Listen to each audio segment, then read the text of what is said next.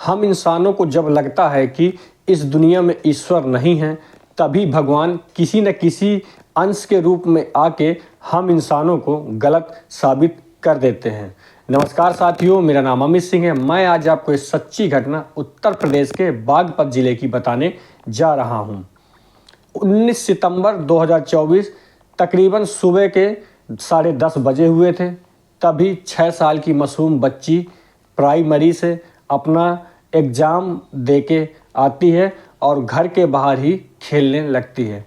तभी एक अनजान शख्स एक दरिंदे के रूप में वहां आता है और उस बच्ची को बहला फुसला कर वहाँ से ले जाने लगता है।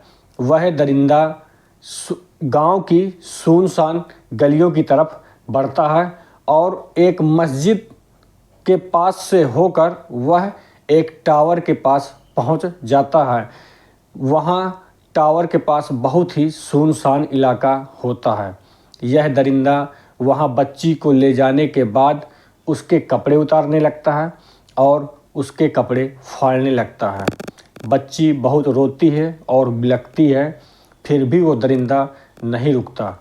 तभी अचानक वहाँ बंदरों का झुंड आता है। कहते हैं ना कि ईश्वर को कुछ और ही मंजूर था, जाको राखे साइयाँ मार सके ना कोई।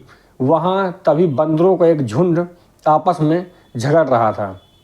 वह झुंड इतना विकराल रूप होता है कि वो झुंड वहीं पहुंच जाता है जहां ये दरिंदा लड़की के साथ गलत काम करने वाला होता है। तभी वह दरिंदा इन बंदरों के झुंड को देखकर डर जाता है और वहां से भागने के फिराक में हो जाता है। भागने से पहले वह दरिंदा उस लड़की को बहुत ही धमकाता है और डराता है, अगर तुमने ये बात किसी को बताई तो मैं तुम्हें और तुम्हारे घर वालों को जान से मार दूंगा। और दरिंदा ये कह के वहाँ से निकल जाता है। वह बच्ची बहुत ही डरी हुई और बहुत ही सहमी थी। वह रोते रोते किसी तरह अपने घर पहुँचती है और घर पहुँचने के बाद जब उसकी माँ उसे रोता हुआ देखती है तो वो बहुत परेशान हो जाती है और उस बच्ची से पूछती है कि आखिरकार बेटा क्या हुआ।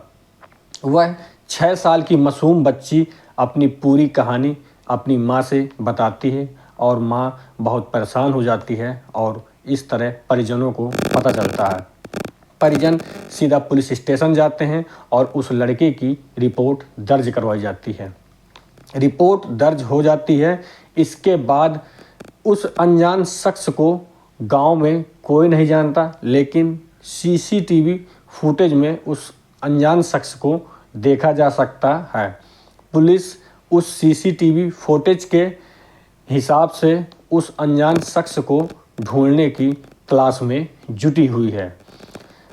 6 साल की मासूम बच्ची के पिता का बार बार यही कहना था, अगर वहाँ बजरंगबली जी नहीं पहुँचते तो पता नहीं आज मेरी बेटी के साथ क्या हो जाता।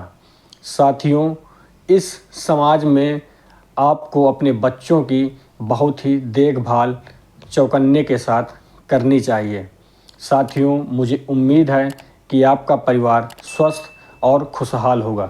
नमस्कार साथियों।